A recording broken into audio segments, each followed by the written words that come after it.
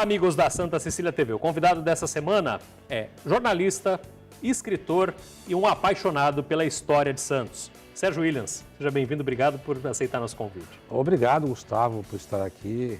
Era já um desejo antigo, né, de estar no Releitura. Sempre conversamos de você estar aqui, Sempre conversamos e agora estamos materializados aqui para poder bater um papo aí sobre as minhas loucuras, né, sobre as coisas que eu já fiz na vida. Sérgio, quando a gente fala teu nome na cidade de Santos, sempre vem à mente história. Você não fez faculdade de história, né? Você é jornalista formado. Como é que nasceu essa paixão pela história? Nasceu junto com o jornalismo? Foi em paralelo? E é engraçado, porque assim, para algumas pessoas eu conto essa história, né? De que antes da história eu era mais apaixonado por geografia. Eu era tão viciado em geografia que eu colecionava atlas quando eu era moleque. Os outros colecionavam figurinha, eu colecionava mapa. Eu sempre gostei disso. Com 8 anos de idade, Gustavo, eu ganhei um globinho terrestre da minha avó, que estou falando da década de 70, e eu decorei as capitais de todos os países do mundo. Você podia perguntar qualquer capital, eu sabia. A capital do Togo é Lomé, a capital do Sri Lanka é Colombo, eu sabia tudo. Mas eu sabia de uma forma engraçada, porque o globo era tudo em inglês, então para mim os Estados Unidos eram United States, então era engraçado. Mas eu sempre gostei muito de geografia. E a questão da geografia com a história não tem como, elas se interligam, não tem como não se interligar. E aí eu comecei a aprender sobre navegação, sobre as cruzadas, sobre Napoleão Bonaparte, sobre o Egito Antigo, sobre a Grécia, as mitologias, e aquilo tudo foi entrando, foi apaixonando, até culminar na própria história da cidade. Falei, pô, eu moro aqui, e a história disso aqui? Foi aí que eu conheci Francisco Martins dos Santos, com o famoso livro A História de Santos, onde eu mergulhei, e de 16 anos em diante não parei mais de mergulhar nessa história e beber dessa fonte maravilhosa que é a nossa história de Santos. Nos anos 70 não tinha a tecnologia que tem hoje, não tinha a cultura pop que tem hoje, mas você já poderia ser enquadrado aí como um nerd, né? Consumidor de Almanac Abril também. Nossa, eu comprava todo ano Almanac Abril. Porque era o presente de Natal que meu pai me dava todo ano também. Porque assim, se você for olhar psicologicamente, talvez, fazer uma análise, o que eu amo é informação. É claro que você filtra a informação para aquilo. Mas, por exemplo, uma coisa que é hoje, que eu adoro, eu coleciono, é aqueles livros daquela série 1001 alguma coisa. 1001 vinhos para tomar antes de morrer, 1001 carros para dirigir antes de morrer, 1001 lugares, 1001 filmes, 1001 videogames. Eu tenho um monte de livros dessa temática. Delicioso. E um sonho meu é um dia poder escrever 1001 fatos e curiosidades de Santos que você precisa conhecer. Não antes de morrer, porque o negócio de morrer é meio radical, né? Mas pelo menos essa coisa... Porque eu acho que é um marketing interessante você trabalhar com essa coisa de 1001 utilidades e 1001 histórias. E eu sou um consumidor voraz desse tipo de coisa. E o Almanac Abril é da nossa época, dos anos 80, eu comprava todo. Todo ano eu comprava. E era até assim, se você for avaliar, era até ser meio ignorante, porque eles eram uma repetição, né? Só alteravam os dados de mudança, né? Quando a União Soviética deixou de ser a União Soviética e tal, aí você tinha novos países para colocar no compêndio. Mas era uma coisa que eu era apaixonado, era por isso tudo aí. A Wikipédia eu acho que é a substituta natural disso, né, nos nossos tempos. Não, aliás... Sem a mesma credibilidade, né? Gustavo, aí você falou tudo. Wikipédia, eu odeio Wikipédia. Se eu botar um colante no meu carro, eu odeio Wikipédia. Wikipédia é uma enciclopédia aberta, ou seja, ela é vulnerável a toda sorte de aventureiros. Uma vez eu vi no Wikipédia, no verbete Outeiro de Santa Catarina, e eu vi lá no Wikipédia dizendo que a casa castelada que está hoje nas pedras remanescentes do Outeiro são os restos da capela de Santa Catarina de Alexandria. Pelo amor de Deus! Quem foi o gênio da lâmpada que escreveu aquilo? Só que o Wikipédia aceitou como uma verdade e colocou, disponibilizou. Não tem uma equipe de checagem, não tem uma equipe, né? de checagem. Então, daí você já vê o nível de vulnerabilidade que tem uma ferramenta dessa. Nas minhas palestras, eu sempre falo isso. Olha, o Wikipédia é importante como um ponto de partida, mas não como ponto de chegada. A partir dali você vai... né? Aliás, o estudo da história é isso. A história é interessante porque você trabalha com informações e vai coletando. E a história e o jornalismo tem muita ligação, porque a gente aprende... Eu ia falar disso aí exatamente, né? O jornalismo é o registro da história daquele momento. Sim, não, e o jornalismo a gente aprende uma coisa que é muito importante. A verdade não existe. O que existe é uma visão de quem conta a história sobre um fato, que pode ter uma série de contaminações de preceitos religiosos, políticos, sociais e pessoais, né? Então, por exemplo, se você tem um texto do século XVIII, que foi escrito talvez por um monge, sei lá, beneditino, ele vai ter uma visão da sociedade muito própria e ele vai escrever de acordo com aquela visão que ele tem, que nem sempre pode ser a verdade. Eu uso como exemplo, às vezes, você tá numa esquina e você tem 3 amigos nas outras 3 esquinas, num cruzamento. E as 4 pessoas testemunham um acidente de trânsito, cada qual vai ter uma visão diferente. Agora, qual é aquela que fica para a história? É qual daqueles 4 que vai ter a prerrogativa, se de um deles for jornalistas, né, de escrever aquilo e virar matéria, porque aquilo lá vai se tornar uma espécie de informação oficial daquele fato histórico. Então, o interessante da história é isso, a história está sempre sendo revisitada, né, com novos olhares. Não significa que os novos olhares são os verdadeiros diante dos olhares antigos. Os antigos podem ser verdadeiros e os novos não, mas pode ser também o contrário. Então, por isso que também no jornalismo a gente aprende, tem que pesar todos os lados para que o leitor ou quem for receber aquela informação faça o juízo de valor a partir dos princípios que ele tem pessoal em cima de várias coisas, né? Isso que é importante. Tua fonte de pesquisa na hora de escrever livros, a gente vai falar dos livros um pouco mais para frente. Fonte primária, jornal, é a fonte mais confiável ainda? Eu não diria, eu acho que assim Confiável, porque a confiabilidade não existe. De versões, né? Não existe. Mesmo um documento oficial, a não ser que seja uma informação, simplesmente quantos metros quadrados tem a área, você pega numa escritura. Óbvio que você tem uma confiabilidade maior, porque é uma questão técnica, né? Mas quando você fala de matérias conceituais, que falam sobre fatos históricos em si, você tem que pesar. Por exemplo, no Brasil tivemos jornais republicanos no período monárquico. É óbvio que os republicanos desciam o cacete nos monarcas, né? Então você tinha uma visão ali já bem esclarecida. Os jornais abolicionistas tinham uma visão da abolição, aquela coisa toda. Os jornais que já eram controlados pelo Império, eles tinham uma linha de exaltação e não mudou absolutamente nada, né? Aliás, foi uma coisa interessante, eu exalto muito Dom Pedro II por isso, porque no período imperial existiam jornais republicanos e ele, como monarca, ele era tão democrata que ele permitia a existência de jornais republicanos. Quando a República foi proclamada, não permitiram um único órgão monarquista circulante. Uma pergunta que não tem nada a ver com o nosso papo, mas que eu sempre tive curiosidade, já que você entrou exatamente nesse assunto. Dom Pedro II era republicano. Eu já ouvi essa história de que o Brasil é um país tão engraçado que nós tínhamos um imperador republicano que foi deposto por um marechal monarquista. Não, eu não defendo isso. Não defendo então, isso. vamos passar batido. Não defendo isso. Tá bom. Vamos lá. A relação que muita gente desenvolve com a história aqui no Brasil, até por causa de escola, é uma relação, se não de repulsa, de desinteresse.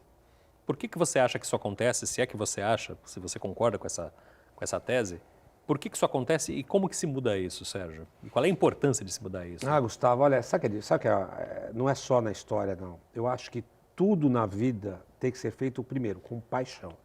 Paixão. Então, o professor de qualquer área, vamos falar de história, se ele não tiver paixão pelo que ele faz, ele não vai desenvolver tão bem a tarefa dele. E outra, ele tem que saber contar uma história, porque história, como o próprio diz, é história. Você tem que contar uma história, né? Uma narrativa, e ela tem que ser gostosa, palatável. Então, assim, a criançada, hoje em dia, ainda mais nessas novas gerações, se você não trouxer um dinamismo, uma inter-relação, uma interação, a pessoa vai dormir na classe, né? Então, eu acho que essa é a grande vantagem. E os historiadores clássicos, os acadêmicos, eles não gostam muito quando o jornalista, como eu, se mete nessa seara de fazer história. Mas você vê que os grandes textos históricos de massa, né, que atingem a massa, são feitos por jornalistas. O Laurentino Gomes, o Eduardo Bueno. Por quê? Porque é a escola da escrita, é a escola da comunicação, é a forma de comunicar. Então, essa forma de comunicar ajuda muito. No passado, quando eu falei de Francisco Martins dos Santos, com a história de Santos, e que foi escrito nos anos 40, é um texto muito acadêmico, muito pesado. Mais tarde eu conheci um cara chamado Olavo Rodrigues, que era jornalista e escrevia sobre história. Só que ele escrevia de um modo que era gostoso, era palatável, era divertido. Ele pegava as curiosidades, os ganchos, né, e trazia isso à luz. E eu me inspirei muito no Olavo para fazer o trabalho que eu faço hoje. Eu gosto de explorar as diferenças, as coisas são diferentes. Por exemplo, a história da Zezé Leone, a primeira Miss Brasil da história do Brasil. É uma história fantástica, só que estava escondida ali em 2 linhas, num jornal lá do passado que ninguém explorou isso. Ou o fato do cão-fila brasileiro ter sido registrado pela primeira vez no mundo pelo Santos Kennel Club, ou seja, o cão-fila é um cão santista. E tantas outras. O primeiro voo de um brasileiro voando de avião no Brasil, foi em Santos. E tem tantas coisas diferentes e curiosas. A primeira cirurgia cardíaca no Brasil, uma das primeiras, foi em Santos. Isso agora, da coisa contemporânea, de 40 anos atrás. E até hoje nós produzimos pioneirismos, essas vanguardas, até porque Santos tem essa prerrogativa, essa facilidade por ter um porto, né, porta aberta. E quem quisesse vir para o Brasil, na época que não tinha avião, tinha que vir de navio. Então tinha que passar por Santos. Então o Santos teve esse benefício, né, de ter tido essa vantagem de conhecer toda essa tecnologia primeiro e ter produzido tantas coisas bacanas de forma pioneira. É bem esse trabalho que você fazia no Almanaque de Santos, né? Destacar essas curiosidades. Sim, inclusive o nome Almanaque é até inspirado no trabalho do Olavo Rodrigues, que fez os almanaques dos anos 60, 70, com essa mesma pegada de trabalhar as curiosidades. Só que eu me sinto mais privilegiado do que o Olavo, porque hoje eu tenho tecnologia, né? E hoje tem digitalização.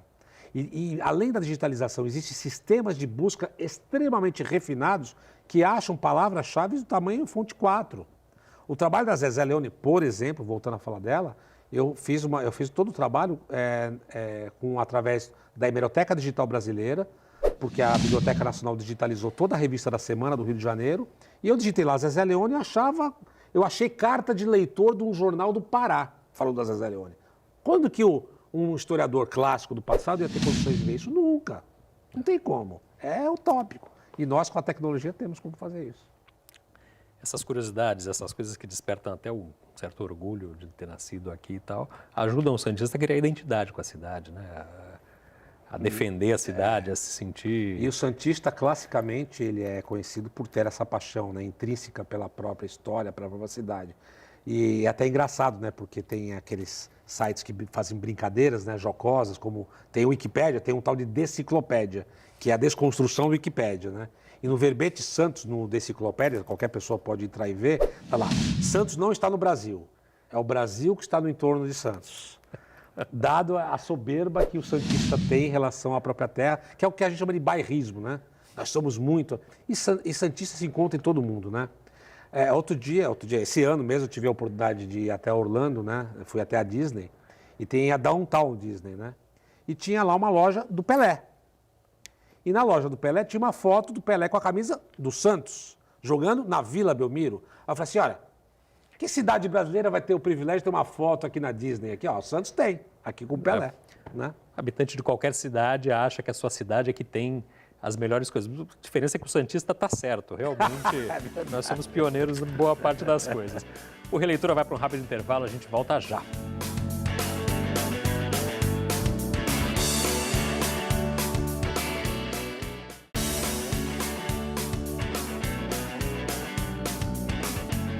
Olá, o Releitura está de volta. Hoje a gente conversa com o jornalista, historiador, entre aspas, Sérgio Williams. Sérgio, fala um pouco dos teus livros. Quantos até agora, todos eles ligados à história? 4 livros e 4 romances, né? Eu faço uma divisão muito clara no meu trabalho. Eu gosto de escrever romances, e aí eu escolhi a linha de romance histórico, e nasceu por acaso, né? Porque, na verdade, o meu primeiro projeto era para ser um livro sobre a história das estradas de Santos, mas era um livro meio que reportagem. Só que durante o processo de pesquisa, isso foi em 2005 para 2006, eu descobri que em 2007 iria completar 100 anos da primeira viagem de automóvel entre São Paulo e Santos. Falei, parem as máquinas, né? Nós vamos mudar. Aí eu mudei toda a concepção do trabalho e resolvi fazer um romance em cima dessa história. Só que eu tinha que manter, porque era um projeto de Lei Rouanet, e o projeto falava que eu tinha que falar da história de todas as estradas, não só daquele fato. Então eu peguei aqueles personagens e durante o caminho, eles fazem reflexões sobre o passado e o futuro que me dá o gancho para eu contar a história dos outros fatos históricos sobre as estradas de Santos, desde a Trilha dos Goianás, da Calçada do Lorena, da Anchieta, do Caminho do Padre Anchieta, enfim, de tantas outras histórias. E eu peguei gosto pela literatura ficcional. E aí, no ano seguinte, eu já fiz o trabalho dos bondes, né, a história dos bondes. Esse com uma pegada bem fantástica, um menino que recebe um baú do avô, tem um livro mágico lá dentro, e aí você vai conhecendo a história dos bondes através de uma trama que, na época, eu até fiz um marketing, tipo, uma mistura de Harry Potter com Código da Vinci e tal, e ficou bacana também. O terceiro foi o Jacinto Sansão do Cais Santista, de 2011, também uma ficção, onde o meu personagem ele volta ao passado numa espécie de portal do tempo. E esse é o que tem a pegada mais cômica, né? Inclusive, como ele é um personagem do futuro que volta ao passado, ele começa a brincar com as pessoas do passado, porque tem algumas figuras que aparecem porque o Jacinto existiu de verdade. Então tem várias fotos de postais com o Jacinto e alguns caras do Porto junto com ele. E tem um cara que era a cara do Freddie Mercury, num dos postais. Aí eu fiz com que o meu personagem chamasse aquele cara de Freddie Mercury. E aí ele canta a música I Want to Break Free, é uma bagunça. E os personagens interagem com personalidades históricas, né? Vicente de Carvalho, Saturno de Brito, enfim. E o quarto livro foi a minha única personagem mulher, foi um desafio, porque todos os meus personagens são homens, né? Eu sou homem, então a gente conhece o nosso universo. Agora, entrar no universo feminino é uma coisa mais complicada. Tive que dar uma mergulho. Usei meu lado feminino para poder construir a Zezé Leone também, uma ficcional, mas todos baseados em fatos verdadeiros, né? Então é como se fosse uma novela de época, né? Você pega a história verdadeira e romanceia aquela novela. Então são os 4 livros. E todos os outros trabalhos que eu fiz, impressos, ou seja, na internet, são trabalhos de cunho jornalístico, né? Mas com uma pesquisa muito, muito séria. Você até introduziu, falou assim, historiador entre aspas, né? Porque, de fato, eu não sou historiador academicamente falando, não sou formado, graduado em história, mas eu já me considero, sim, um historiador, porque eu acho que o profissional, ele não nasce profissional, ele se faz profissional. Claro. O fato de ele passar por uma universidade é só uma questão de, às vezes, ele ter uma legitimidade legal para atuar em algum campo de profissão. Não é o caso da história, que não é regulamentado, assim como o jornalismo, infelizmente, também não é regulamentado.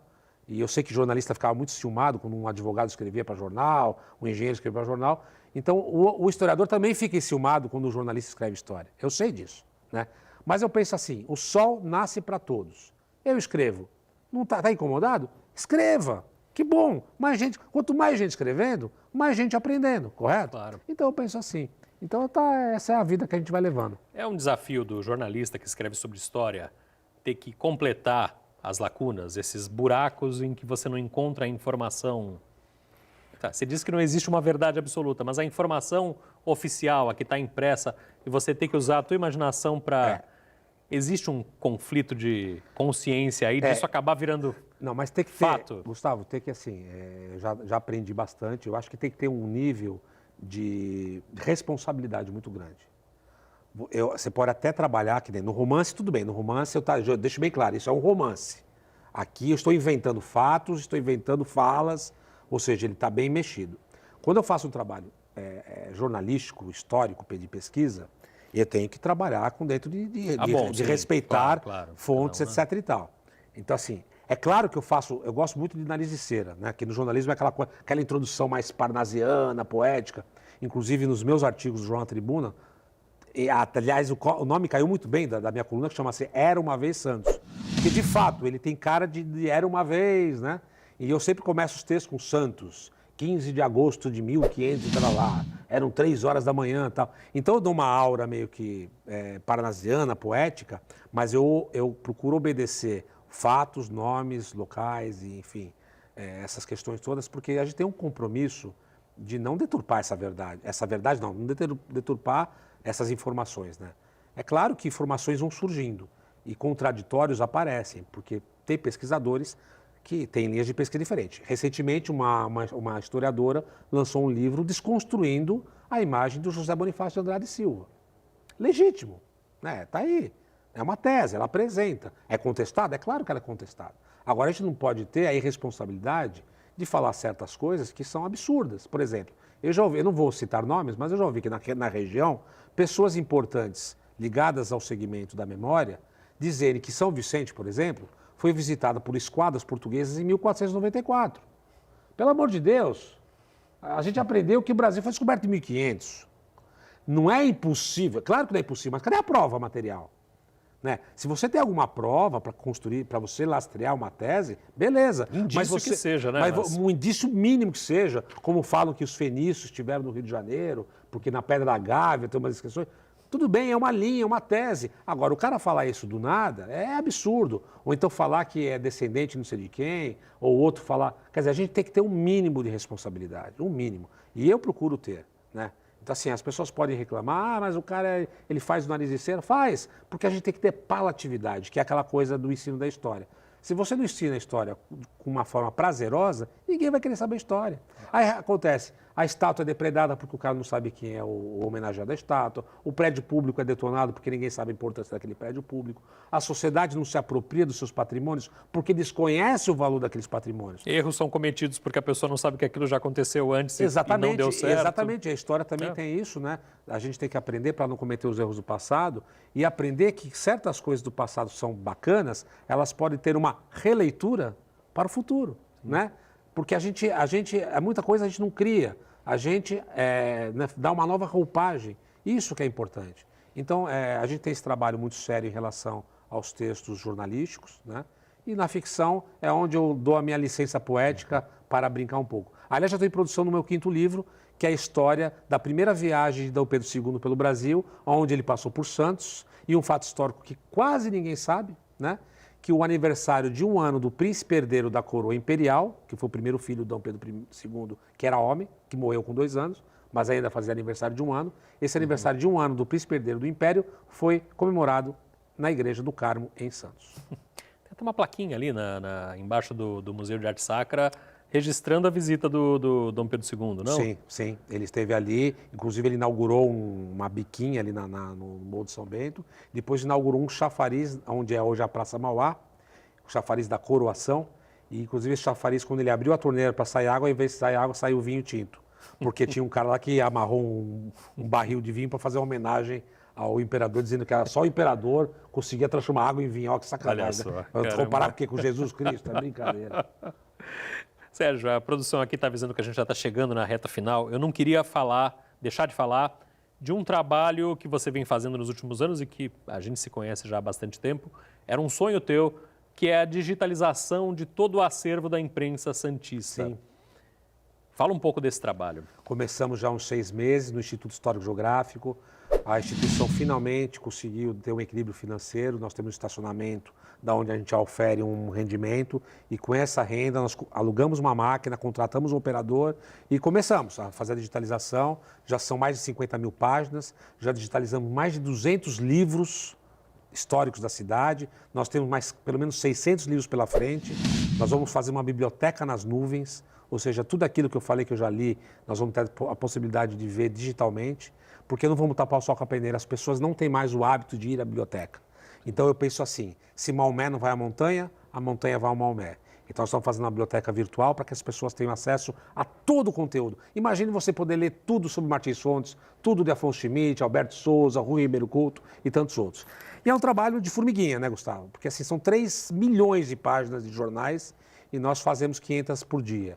Então, nesse ritmo são 25 anos. Nós estamos tentando agora potencializar, comprar mais equipamentos com dinheiros diversos aí, para a gente poder fazer isso no menor tempo possível.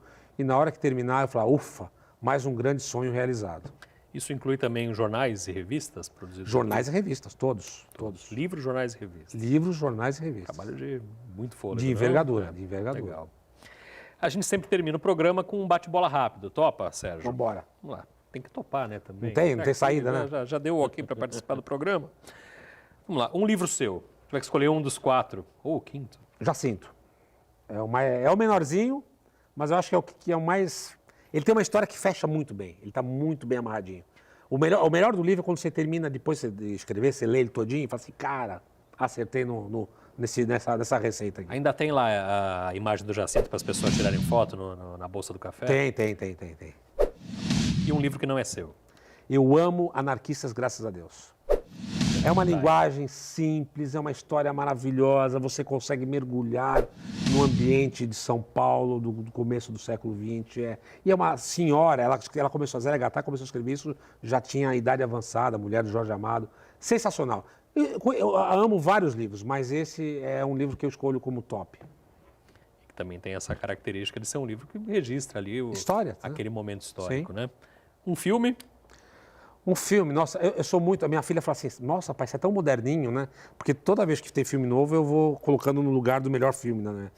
Eu gosto, bom, trilogia Senhor dos Anéis, sempre gostei muito. Ben-Hur, né? Ben-Hur, pra mim, é um clássico do clássico do clássico. Agora, o filme que me apaixonei agora foi o da Lady Gaga. Nasce uma Estrela. Nossa, que filme maravilhoso.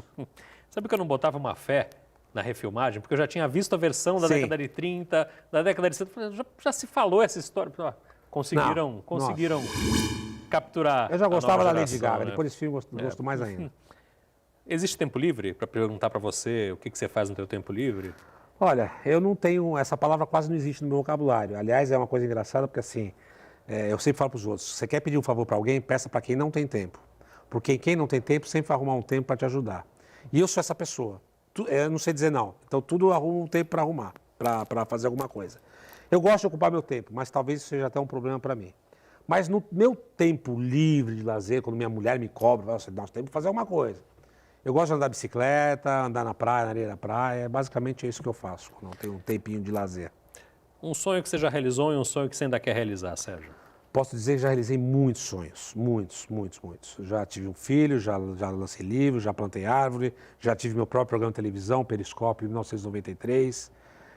Nossa, eu sou uma pessoa realizada, porque assim, consegui chegar num patamar que eu queria chegar, ainda tem muito caminho. Que emissora, Sérgio? Periscópio? Na TV Mar, quando era retransmitia a TV Manchete. Foi o primeiro programa da TV Mar em Santos. Era um programa. E desse programa saiu Rosana Vale, Melissa Paiva, Paula Qualiato, Eduardo Barazal. Saiu muita gente que está na televisão até hoje, né? Foi uma bela experiência lá. Uma bela experiência. E um sonho que eu não realizei, eu sou um cara que sempre cria sonhos novos. Ainda não realizei a digitalização. E ainda quero fazer o livro 1001 Curiosidades sobre Santos, que você precisa saber. Tem muitos. E aquela coisa, né? Se os livros que eu tenho em casa eles forem verdades, então não vou morrer nunca, né? Porque ter que fazer tudo aquilo antes de morrer, então não vou morrer tão cedo. Eu sou um sonhador, então tem muito sonho pela frente ainda. E para terminar, Sérgio Williams pelo Sérgio Williams. Um obstinado, um persistente, um chato por ser persistente. E acredita muito na honestidade das pessoas, apesar de eu saber que isso não é uma máxima, né? E a gente, mesmo com 51 anos de idade e com muita vivência, a gente ainda acredita, né? Que as coisas podem ser melhores. E eu não vou deixar nunca de acreditar nisso. Vou sempre trabalhar para que as coisas sejam melhores, como o passarinho que quer apagar o fogo na floresta com a gotinha de água no biquinho, né? Olha, você não vai apagar o fogo, mas pelo menos estou fazendo a minha parte. Então eu faço a minha parte e sou feliz com isso. Legal, Sérgio. A gente recebeu essa semana aqui no programa jornalista, diretor técnico da Fundação Arquivo e Memória de Santos, diretor também do Instituto Vice-presidente do Instituto Histórico Geográfico, diretor da Sociedade Humanitária dos Empregados do Comércio, que aliás está ficando maravilhoso o salão lá. E uma série de outras coisas. Você é um cara que se envolve na academia. Mas só ganha um salário, viu? É só um salário. Eu tenho vários cargos aí, mas o salário é só um mesmo. Trabalha por paixão. Vive por paixão, aliás. Essa é a impressão que eu tenho de você. Sim. Sérgio, muito obrigado, viu? Valeu, meu querido. O Releitura volta na semana que vem. A gente se vê.